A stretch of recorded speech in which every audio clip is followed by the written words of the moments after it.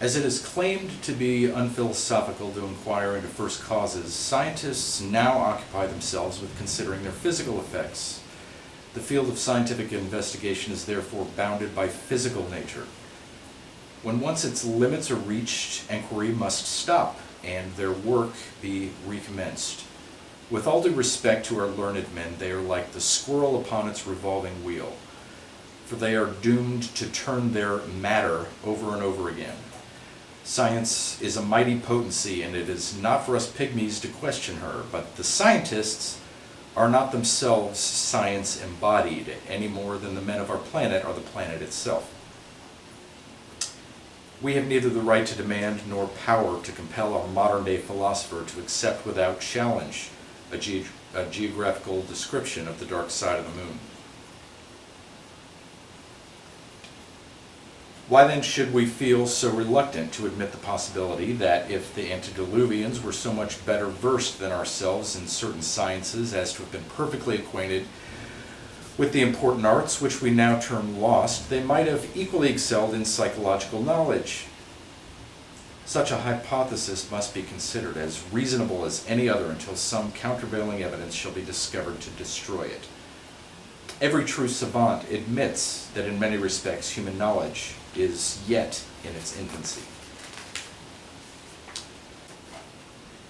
The cosmological theory of numerals, which Pythagoras learned from the Egyptian hierophants, is alone able to reconcile the two units, matter and spirit, and cause each to demonstrate the other mathematically. The sacred numbers of the universe in their esoteric combination solve the great problem and explain the theory of radiation and the cycle of the emanations. The lower orders, before they develop into higher ones, must emanate from the higher spiritual ones, and when arrived at the turning point, be reabsorbed again into the infinite. Even Plato and Philo-Judaeus have been accused by many a commentator of absurd inconsistencies, whereas the design which underlies the maze of metaphysical contradictions so perplexing to the reader of the Timaeus is but too evident. But has Plato ever been read understandingly by one of the expounders of the classics? Ought not one who undertakes to edit another's works at least understand what his author means? The speculations of these philosophers upon matter were open to public criticism, but their teachings in regard to spiritual things were profoundly esoteric. Being thus sworn to secrecy and religious silence upon abstruse subjects involving the relations of spirit and matter, they rivaled each other in their ingenious methods for concealing their real opinions. The solution of the great problem of eternity belongs neither to religious superstition nor to gross materialism. The harmony and mathematical equiformity of the double evolutions, spiritual and physical, are elucidated only in the universal numerals of Pythagoras, who built his system entirely upon the so-called metrical speech of the Hindu Vedas. Plato, the ardent disciple of Pythagoras, realized it so fully as to maintain that the dodecahedron was the geometrical figure employed by the demiurgus in constructing the universe. Pythagoras and Plato knew well this astronomical truth, for Pythagoras obtained his knowledge in India, or from men who had been there, and Plato faithfully echoed his teachings. And now we will present the testimony upon which we base our assertion that the Hindus were perfectly acquainted with the heliocentric system, at least 2,000 years BC. In the same treatise, the Hotar, priest, is taught how the Shastras should be repeated and how the phenomena of sunrise and sunset are to be explained. It says, "The Agnishtoma is that one, that God, who burns. The sun never sets nor rises. When people think the sun is setting, it is not so. They are mistaken. For after having arrived at the end of the day, it produces two opposite effects, making night to what is below and day to what is on the other side. When they, the people, believe it rises in the morning, the sun only does thus. Having reached the end of the night, it makes itself produce two opposite effects, making day to what is below and night to what is on the other side. In fact, the sun never sets, nor does it set for him who has such a knowledge." The calendar of the Aztecs gave an equal number of days and weeks to each month, The extreme accuracy of their astronomical calculations was so great that no error has been discovered in their reckoning by subsequent verifications, while the Europeans who landed in Mexico in 1519 were, by the Julian calendar, nearly 11 days in advance of the exact time. The Brahmanas describe the religious contest between the ancient Hindus who lived in the pre-Vedic period and the Iranians. The battles between the Devas and the Asuras, the former representing the Hindus and the latter the Iranians, are described at length in the sacred books. The rabble has been the same in all ages. Materialism has been and will ever be blind to spiritual truths. The astral man, intangible and invisible as he might be to our mortal earthly senses, is still constituted of matter, though sublimated. The translators of the Jewish sacred books have even changed the spelling of the name of God. El, if written correctly, would read Al, for it stands in the original Al, and according to Higgins, this word means the god Mithra, the sun, the preserver and savior. The ancient Kabbalist rested upon no hypothesis till he could lay its basis upon the firm rock of recorded experiment. But the too great dependence upon physical facts led to a growth of materialism and a decadence of spirituality and faith.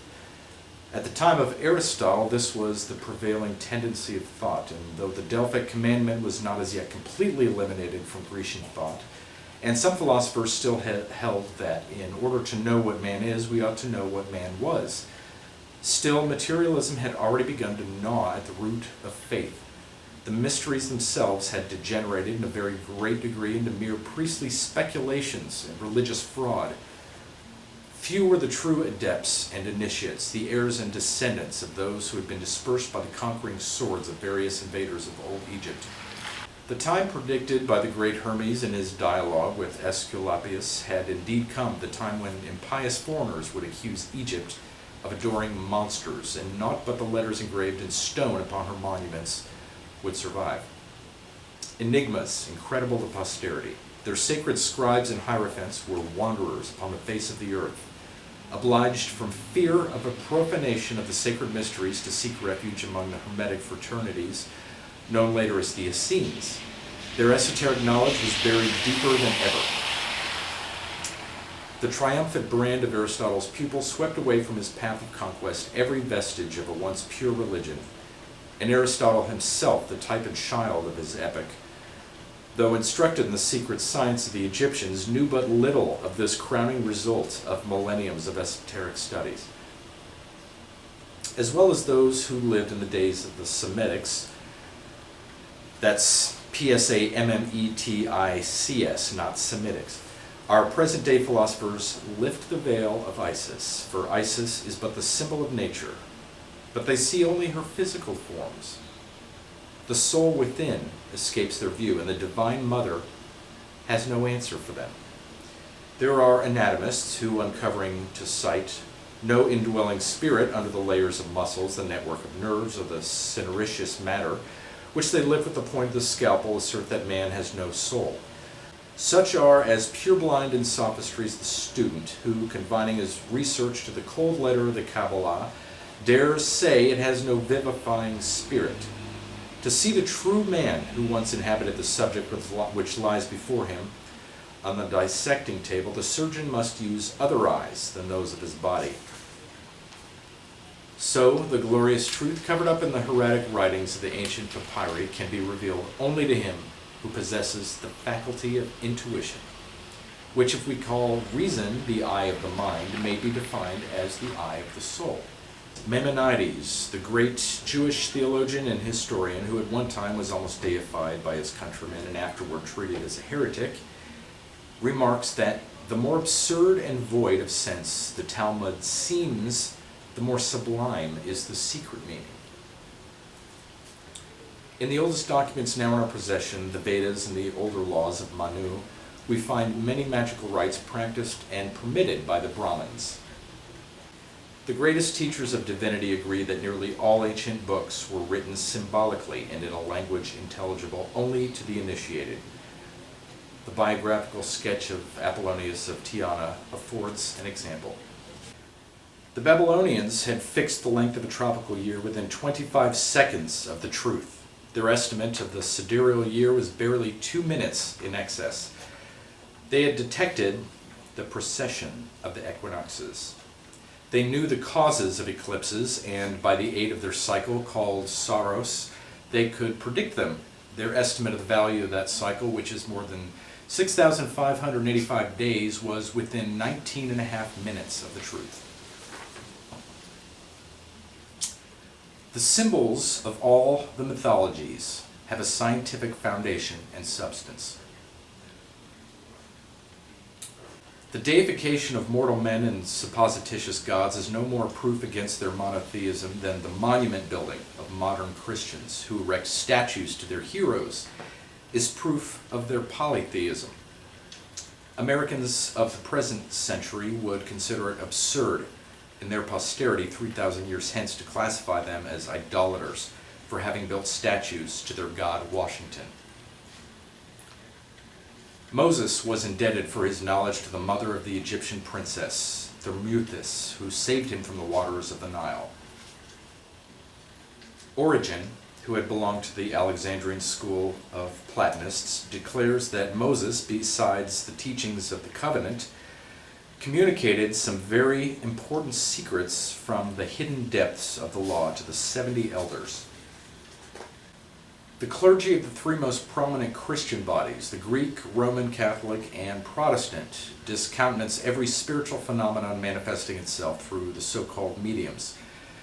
A very brief period indeed has elapsed since both the two latter ecclesiastical corporations burned, hanged, and otherwise murdered every helpless victim through whose organisms spirits, and sometimes blind and as yet unexplained forces of nature, manifested themselves. At the head of these three churches, preeminent stands the Church of Rome. Her hands are scarlet with the innocent blood of countless victims shed in the name of the Moloch-like divinity at the head of her creed. She is ready and eager to begin again, but she is bound hand and foot by that 19th century spirit of progress and religious freedom which she reviles and blasphemes daily. The Greco-Russian Church is the most amiable and Christ-like in her primitive, simple, though blind faith. Despite the fact that there has been no practical union between the Greek and Latin churches and that the two parted company long centuries ago, the Roman pontiffs seem to invariably ignore the fact. They have, in the most impudent manner possible, arrogated to themselves jurisdiction not only over the countries within the Greek communion, but also over all Protestants as well. The Church insists, says Professor Draper, that the state has no rights over anything which it declares to be within its domain, and that the Protestantism, being a mere rebellion, has no rights at all, that even in Protestant communities the Catholic bishop is the only lawful spiritual pastor. Decrees unheeded, encyclical letters unread, invitations to ecumenical councils unnoticed, excommunications laughed at, all these have seemed to make no difference. Their persistence has only been matched by their effrontery. In 1864, the culmination of absurdity was attained when Pius IX excommunicated and fulminated publicly his anathemas against the Russian emperor as a schismatic cast-out from the bosom of the Holy Mother Church. Neither he nor his ancestors, nor Russia since it was Christianized 1,000 years ago, have ever consented to join the Roman Catholics. Why not claim ecclesiastical jurisdiction over the Buddhists of Tibet or the shadows of the ancient Hyksos? How many of our inveterate skeptics belong, notwithstanding their materialism, to Masonic lodges? Brothers of the Rosy Cross, mysterious practitioners of the medieval ages, still live, but in name only. They may shed tears at the grave of their respectable master, Hiram Abiff, but vainly will they search for the true locality where the sprig of myrtle was placed. The dead letter remains alone. The spirit has fled. This darkness can only be dispelled by the light of the blazing torch of truth, which alone the right descendants of Ormazd carry. They alone can teach you the true pronunciation of the name revealed to Enoch, Jacob, and Moses. According to the claims of the Babylonian priests, corroborated by Apollonius, the city of Babylon owes its foundation to those who were saved from the catastrophe of the deluge. They were the giants, and they built the tower which is noticed in history. Verily then, to antiquity alone have we to look for the origin of all things. How well Hargrave Jennings expresses himself when speaking of pyramids, and how true are his words when he asks, "Is it at all reasonable to conclude at a period when knowledge was at the highest, and when the human powers were, in comparison with ours at the present time, prodigious, that all these indomitable, scarcely believable physical effects, that such achievements as those of the Egyptians were devoted to a mistake, that the myriads of the Nile were fools laboring in the dark, and that all the magic of their great men was forgery, and that we, in despising that which we call their superstition and wasted power, are alone the wise? No, there is much more in these old religions than probably in the audacity of modern denial, in the confidence of these superficial science times, and in the derision of these days without faith, is in the least degree supposed. We do not understand the old time. Thus we see how classic practice and heathen teaching may be made to reconcile, how even the Gentile and the Hebrew, the mythological and the Christian doctrine harmonize in the general faith founded on magic. That magic is indeed possible is the moral of this book. Too many of our thinkers do not consider that the numerous changes in language, the allegorical phraseology, and evident secretiveness of old mystic writers who were generally under an obligation never to divulge the solemn secrets of the sanctuary, might have sadly misled translators and commentators. The phrases of the medieval alchemist they read literally, and even the veiled symbology of Plato is commonly misunderstood by the modern scholar. One day they may learn to know better and so become aware that the method of extreme necessarianism was practiced in ancient as well as in modern philosophy. That from the first stages of man, the fundamental truths of all that we are permitted to know on earth was in the safekeeping of the adepts of the sanctuary. That the difference in creeds and religious practice was only external, and that those guardians of the primitive divine revelation who had solved every problem that is within the grasp of human intellect were bound together by a universal freemasonry of science and philosophy, which formed one unbroken chain around the globe. It is for philology and psychology to find the end of the thread. That done, it will then be ascertained that, by relaxing one single loop of the old religious systems, the chain of mystery may be disentangled. The neglect and withholding of these proofs have driven such eminent minds as Hare and Wallace and other men of power to the fold of modern spiritualism. And at the same time, it has forced others, congenitally devoid of spiritual intuitions, into a gross materialism that figures under various names. But we see no utility in prosecuting the subject further. For though in the opinion of most of our contemporaries there has been but one day of learning, and in whose twilight stood the older philosophers, and whose noontide brightness is all our own, and though the testimony of scores of ancient and medieval thinkers has proved valueless to modern experimenters, as though the world dated from AD 1 and all knowledge were of recent growth, we will not lose hope or courage. The moment is more opportune than ever for the review of old philosophies. Learned men ought to be free from preconceptions and prejudices of every kind. Yet, although thought and opinion are now free, scientists are still the same men as of old. The phenomena chase the scientists, and the scientists run away from the phenomena. Very pointedly remarks M.A.N. Aksakoff in an able article on mediumism and the St. Petersburg Scientific Committee. The attitude of this body of professors toward the subject which they had pledged themselves to investigate was throughout simply disgraceful. Their premature and prearranged report was so evidently partial and inconclusive as to call out a scornful protest even from unbelievers. Skepticism, whether it proceeds from a scientific or an ignorant brain, is unable to overturn the immortality of our souls, if such immortality is a fact, and plunge them into post-mortem annihilation. Reason is subject to error, says Aristotle. So his opinion and the personal views of the most learned philosopher are often more liable to be proved erroneous than the plain common sense of his own illiterate cook. The truth is that the professors have not yet discovered the necessary conditions of their occurrence. They must go as deeply into the study of the triple nature of man, psychological, physiological, and divine, as did their predecessors, the magicians, theurgists, and thaumaturgists of old. Conviction, says Bacon, comes not through arguments, but through experiments. Pythagoras brought his doctrines from the Eastern sanctuaries, and Plato compiled them into a form more intelligible than the mysterious numerals of the sage, whose doctrines he had fully embraced to the uninitiated mind.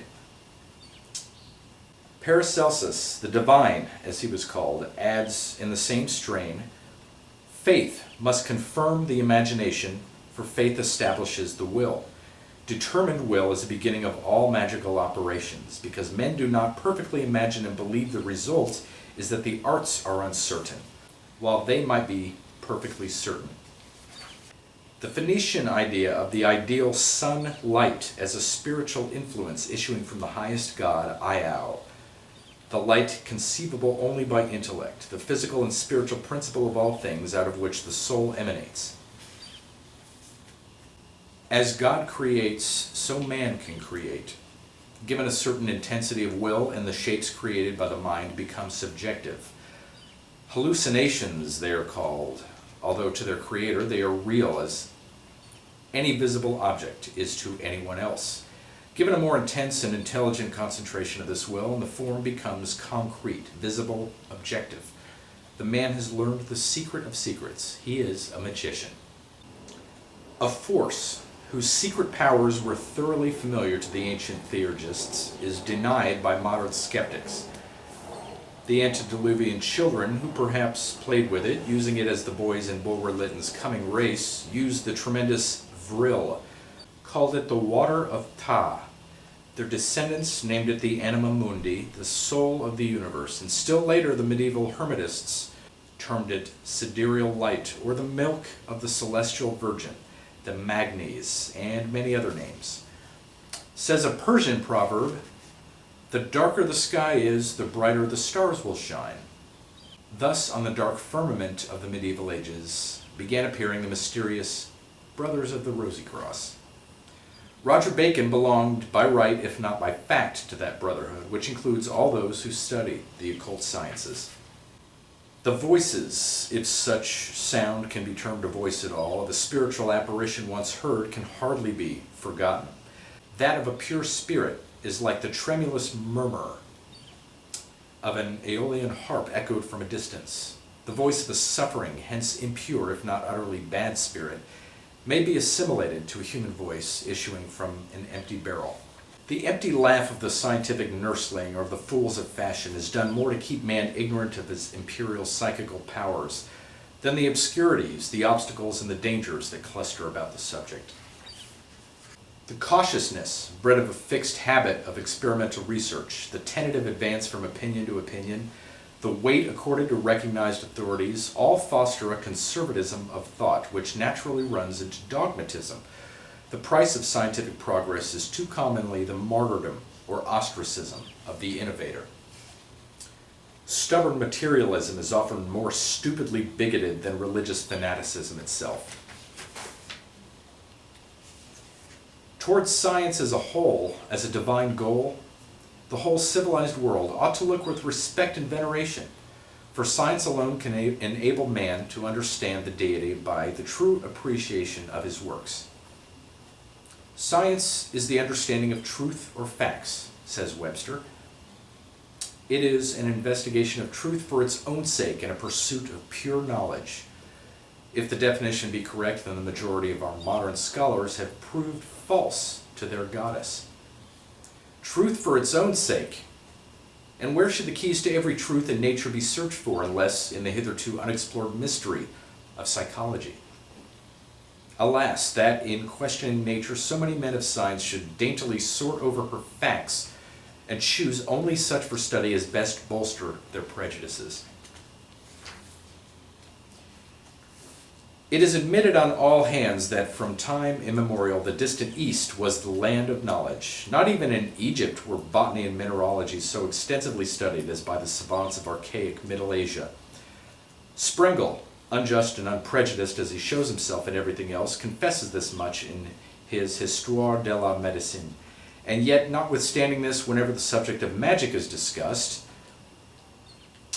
that of India has rarely suggested itself to anyone, for of its general practice in that country less is known than among any other ancient people.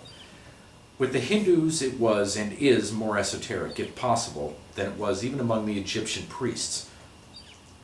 So sacred was it deemed that its existence was only half admitted, and it was only practiced in public emergencies. It was more than a religious matter, for it was considered divine. The Egyptian hierophants, notwithstanding the practice of a stern and pure morality, could not be compared for one moment with the ascetical gymnosophists, either in holiness of life or miraculous powers developed in them by supernatural adjuration of everything earthly. By those who knew them well, they were held in still greater reverence than the Magians of Chaldea. Denying themselves the simplest comforts of life, they dwelt in woods and led the life of the most secluded hermits, while their Egyptian brothers at least congregated together. Notwithstanding the slur thrown by history on all who practiced magic and divination, it has proclaimed them as possessing the greatest secrets in medical knowledge and unsurpassed skill in its practice. Numerous are the volumes preserved in Hindu convents, in which are recorded the proofs of their learning.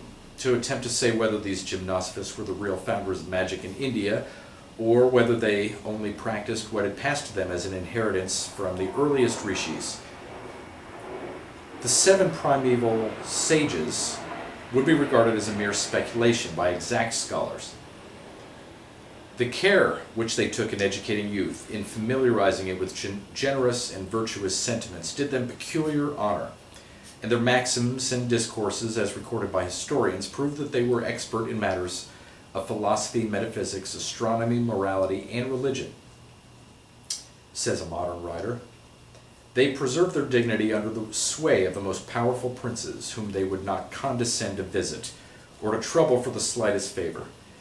If the latter desired the advice or the prayers of the holy men, they were either obliged to go themselves or to send messengers. To these men no secret power of either plant or mineral was unknown. They had fathomed nature to its depths, while psychology and physiology were to them open books. And the result was that science, or mashagiota, that is now termed so superciliously, magic. First of all, their cosmogony shows how erroneous has been the opinion prevalent among the civilized nations that Brahma was ever considered by the Hindus their chief or supreme god. Brahma is a secondary deity, and like Jehovah is a mover of the waters. He is the creating god, and has in his allegorical representations 4 heads, answering to the 4 cardinal points. He is the demiurgos, the architect of the world. In the primordiate state of the creation, says Pollier's Mythology des Indus, the rudimental universe submerged in a water, reposed in the bosom of the eternal, sprang from the chaos and darkness. Sprang from this chaos and darkness, Brahma, the architect of the world, poised on a lotus leaf, floated or moved upon the waters, unable to discern anything but water and darkness. This is as identical as possible with the Egyptian cosmogony, which shows in its opening sentences Ator, or Mother Night, which represents illimitable darkness, as the primeval element which covered the infinite abyss, animated by water and the universal spirit of the eternal, dwelling alone in chaos. As in the Jewish scriptures, the history of the creation opens with the Spirit of God and his creative emanation, another deity. Perceiving such a dismal state, he hears a voice. Direct your prayer to Bhagavant, the Eternal, known also as Parabrahma. Brahma, rising from his natatory position, seats himself upon the lotus in an attitude of contemplation, and reflects upon the Eternal, who, pleased with this evidence of piety, disperses the primeval darkness and opens his understanding. After this, Brahma issues from the universal egg, infinite chaos, as light, for his understanding is now opened, and he sets himself to work. He moves on the eternal waters, with the Spirit of God within himself. In his capacity of mover of the waters, he is Narayana. The lotus, the sacred flower of the Egyptians as well as the Hindus, is the symbol of Horus, as it is that of Brahma. No temples in Tibet or Nepal are found without it, and the meaning of this symbol is extremely suggestive. The sprig of lilies placed in the hand of the archangel who offers them to the Virgin Mary and the pictures of the Annunciation have in their esoteric symbolism precisely the same meaning. We refer the reader to Sir William Jones. With the Hindus, the lotus is the emblem of the productive power of nature through the agency of fire and water, spirit and matter. Eternal, says a verse in the Bhagavad Gita, I see Brahma the Creator enthroned in thee above the lotus. And Sir W. Jones shows that the seeds of the lotus contain, even before they germinate, perfectly formed leaves. The miniature shapes of what one day, as perfected plants, they will become. Or, as the author of the heathen religion has it, nature thus giving us a specimen of the preformation of its productions, adding further that the seed of all the phenogamous plants bearing proper flowers contain an embryo plantlet, ready formed. With the Buddhists, it has the same signification. Mahamaya or Mahadeva, the mother of Gautama Buddha, had the birth of her son announced to her by Bodhisattva, the spirit of Buddha, who appeared beside her couch with a lotus in his hand. Thus also Osiris and Horus are represented by the Egyptians, constantly in association with the lotus flower. These facts all go to show the identical parentage of this idea in the three religious systems, Hindu, Egyptian, and Judaico-Christian. Wherever the mystic water lily or lotus is employed, it signifies the emanation of the objective from the concealed or subjective, the eternal thought of the ever-invisible deity passing from the abstract into the concrete or visible form. The lotus is the product of fire or heat and water, hence the dual symbol of spirit and matter. This is the philosophy of Spinoza, which he derived from that of Pythagoras, and it is the same for which Bruno died a martyr. Both Bruno, who confesses that the source of his information was Pythagoras, and Spinoza, who, without acknowledging it as frankly, allows his philosophy to betray the secret, view the first cause from the same standpoint. And here the author quotes Giordano Bruno, of whom she's speaking now, when he is accused of blasphemy. I hold, in brief, to an infinite universe, that is, an effect of infinite divine power, because I esteemed it a thing unworthy of divine goodness and power, that being able to produce besides this world another and infinite others, it should produce a finite world.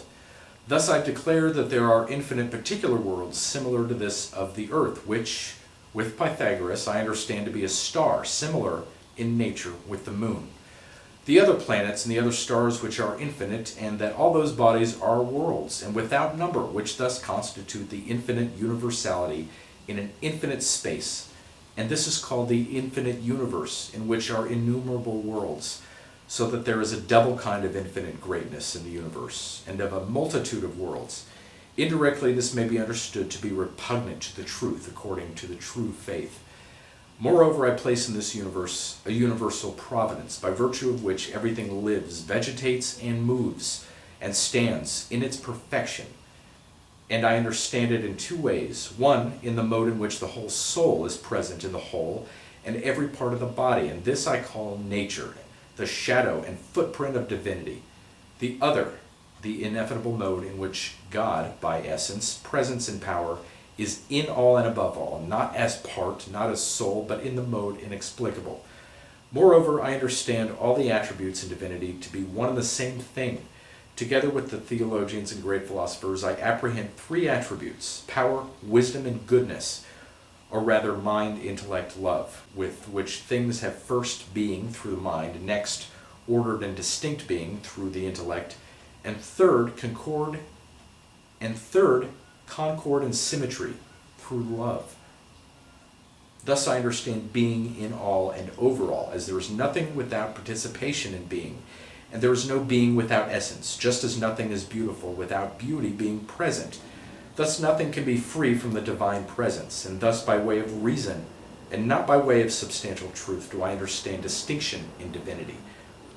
Assuming then that the world caused and produced, I understand that according to all its being, it is dependent upon the first cause, so that it did not reject the name of creation, which I understand that Aristotle also has expressed, saying, God is that upon whom the world and all nature depends, so that according to the explanation of St. Thomas, whether it be eternal or in time, it is, according to all its being, dependent on the first cause, and nothing in it is independent. Next, in regard to what belongs to the true faith, not speaking philosophically, to come to an individuality about the divine persons, the wisdom and the Son of the mind, called by philosophers intellect and by theologians the Word, which ought to be believed to have taken on human flesh. But I, abiding in the phrases of philosophy, have not understood it, but have doubted and held it with inconstant faith.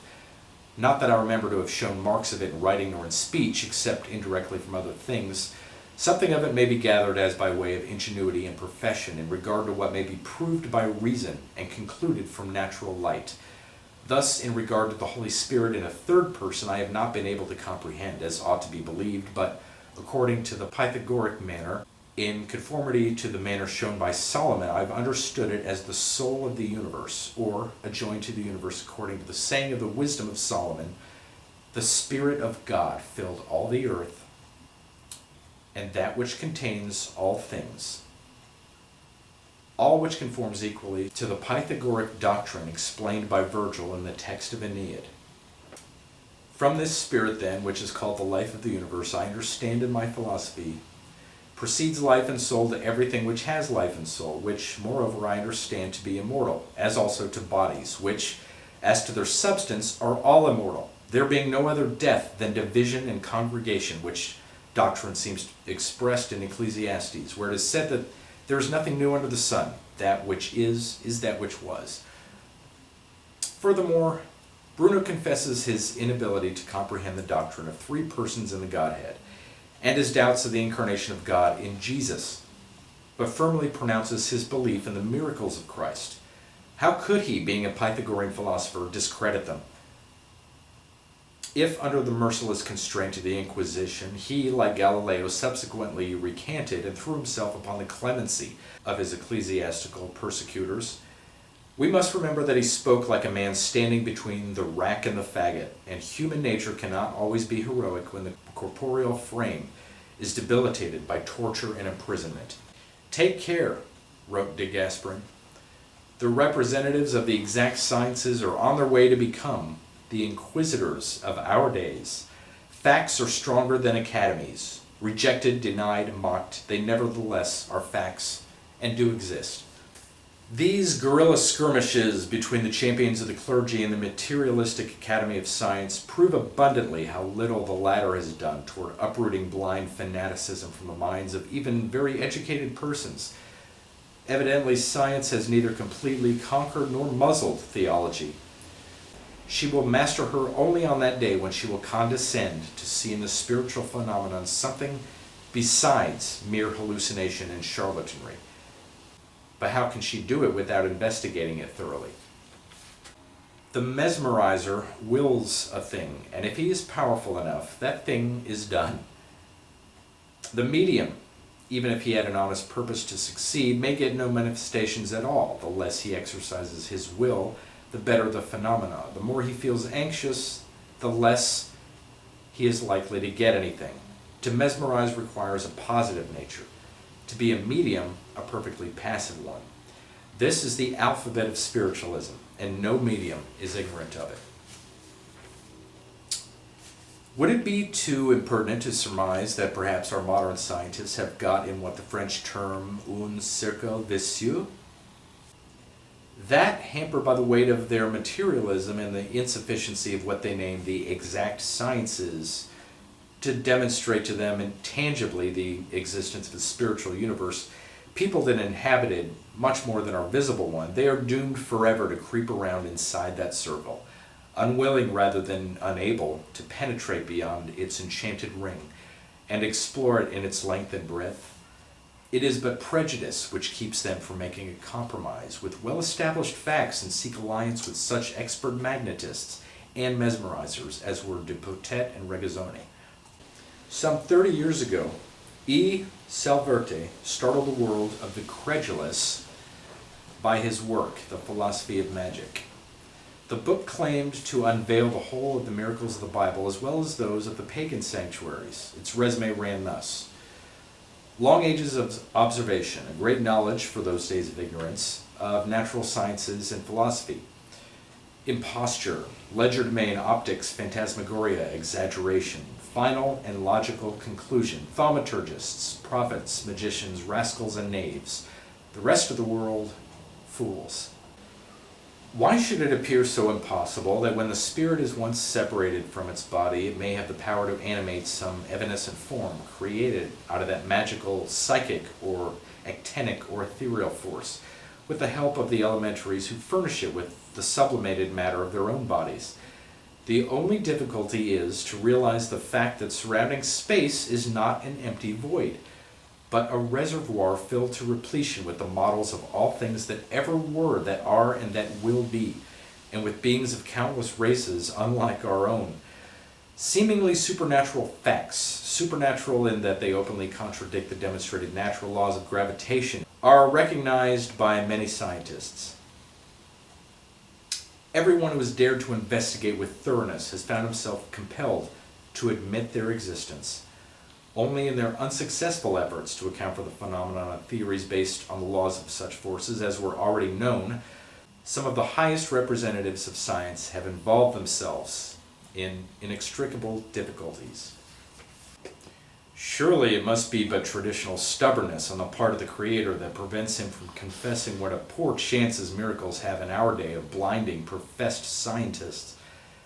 By this time even he ought to know and take notice that long ago they decided to write on the porticos of their universities and colleges, "Science commands that God shall not do miracles upon this spot."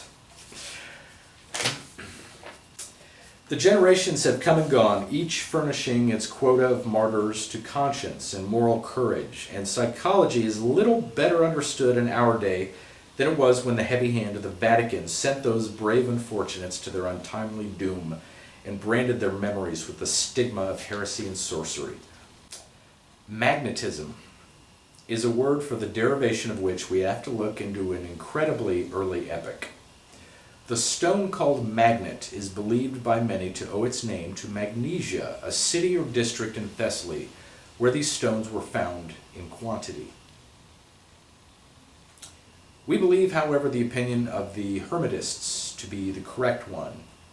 The word magos, is derived from the Sanskrit mahaji, the great or wise, the anointed by the divine wisdom.